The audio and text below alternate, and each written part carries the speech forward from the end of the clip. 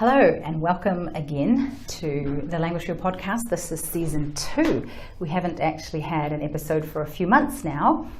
There's been a few things going on. We've been super busy, but we're back on the communication wagon, a communication cycle.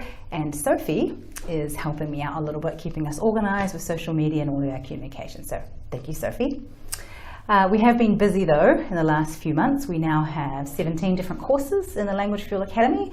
So please do check it out if you haven't had a look for a while. You know, we did launch our membership site back in November when I think we had maybe 10 to 12 courses. So, you know, we've got another probably about 5 since then. So do have a look. And of course, each course does have a free trial. So you're welcome to check that out with a few activities there. And don't forget to follow us on social. With Sophie keeping us organized, we'll be on Facebook, Twitter and Instagram a little bit more regularly now.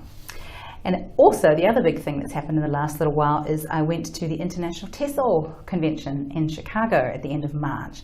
And that was great, super inspiring, got plenty of ideas to carry into the Language Reel Academy and some ideas for podcasts and things.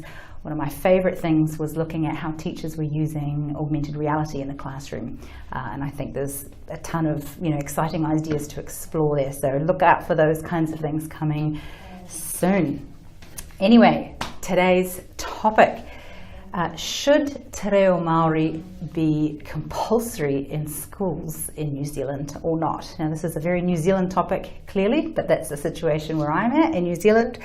And it's been on the news a little bit recently. I've got an article here from Stuff, and I was hearing people chat about it on Talkback Radio. The government policy at the moment says that by 2025, Te Reo will be universally available to all primary schools.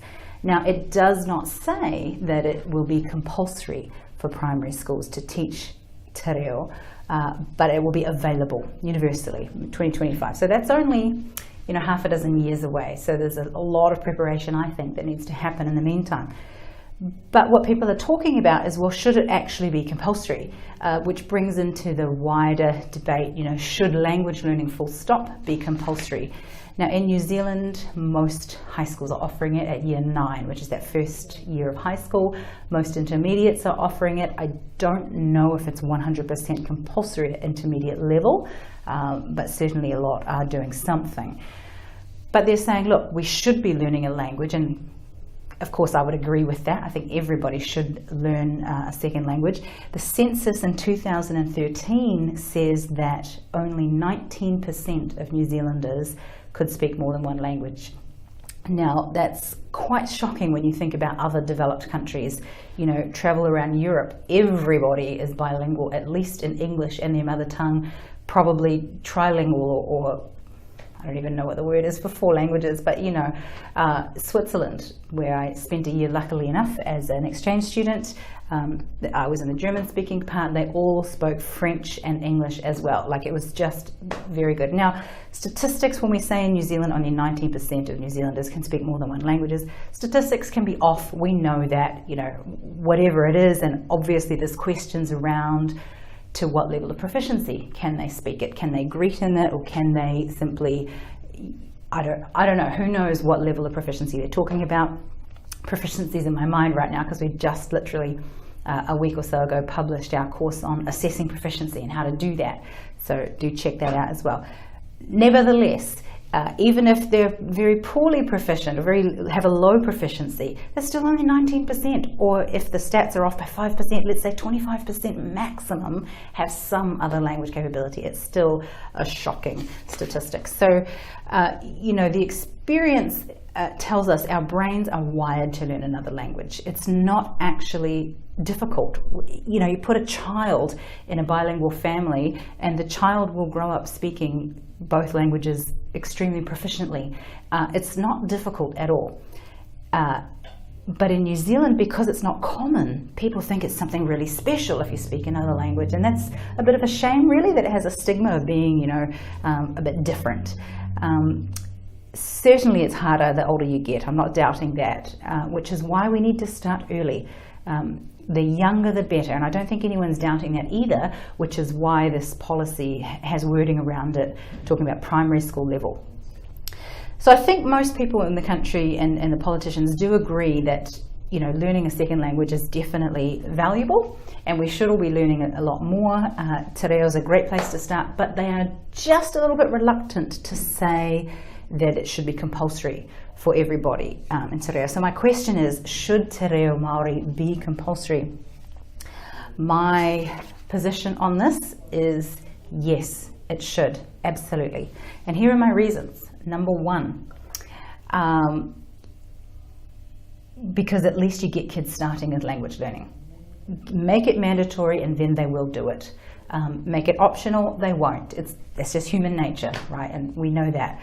So for sure it should be. Should it be Maori? Yes, because language is a communal activity. It's a shared behavior. So if you're learning a language, you need to be engaged in the community. You need to be speaking with other people. You need to be hearing other people speak. You need to just have a lot of practice. If you say that a language should be compulsory and then let people choose, you'll be splitting the group. So you have some doing French over here, some doing Spanish over here, some doing Mandarin. And that's wonderful. That's better than nothing, right? But if everybody's learning the same, you'll have a far greater chance that they'll be using it and practicing it, because there's more of a critical mass together and amongst schools and in districts and all that kind of thing. So that's one thing. And, to be honest, it's also our national language. It's my second point there. If we're not the ones learning it and teaching it to our children, no one else is going to learn it. You're not going to get someone over in Switzerland learning Maori, and if you did, that's fantastic, but it's highly unlikely it's going to happen. So we are the ones who need to value and promote this language amongst our own people. It's situated here. Let's make it. Having said all that, so that's my opinion, that's my firm belief, we should make A, language learning compulsory, and B, it should be Maori, and C, it should start at primary school level. The obvious question then is, who's going to teach it? No doubt there are some excellent Maori teachers out there, and I think that's fantastic. Keep doing the great job. But when we're saying it's for primary schools, suddenly every single primary school teacher has a responsibility to become a language teacher. Now, having some teaching qualifications is a fantastic start. So we are definitely on the right path. But teaching a language does have specific skills that teaching other subjects doesn't have. In the same way that if I wanted to teach maths, I really need to get behind some of the excellent best practice teaching for mathematics, which I don't have because I've never had to teach mathematics. So language teaching does have specific things, and there's going to need to be a whole lot of professional development for our stock standard run-of-the-mill primary teachers, who are heroes, by the way, because they deal with a lot, and I know their remuneration is not a huge amount compared to other professions. So they're going to need a lot of support. They need help to understand to learn Maori themselves, right? Some of them will have some of them won't. They need to have at least a little bit more than the kids will have what they're teaching. So they need to have help learning Maori to start with, and then they need help understanding best practice language teaching. So that is the challenge that the government is facing, and which government wants to put an extra load on the already stretched primary teaching staff? I mean, that's not going to be very popular. That could be a reason why they're not making it compulsory at the moment. I would just like to say, however, that I am biased, and of course here at the Language Field Academy we have courses exactly for that, how to go about teaching a language, some best practices around pronunciation teaching, around listening with YouTube and using the technologies and that sort of thing. So I would like to have some conversations with people in government to say, hey, let's talk about how we can support that whole generation of primary school teachers to upskill both their language learning practice, because they will be language learners, and their language teaching practice, because that's what they need it for.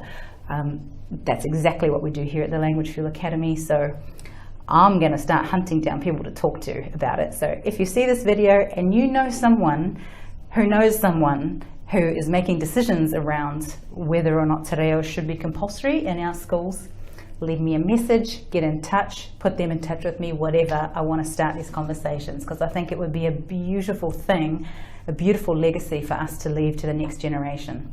I do note that Winston Peters is quoted in this newspaper article that I got off Stuff. Let me just find where he says it. Just a second. he can't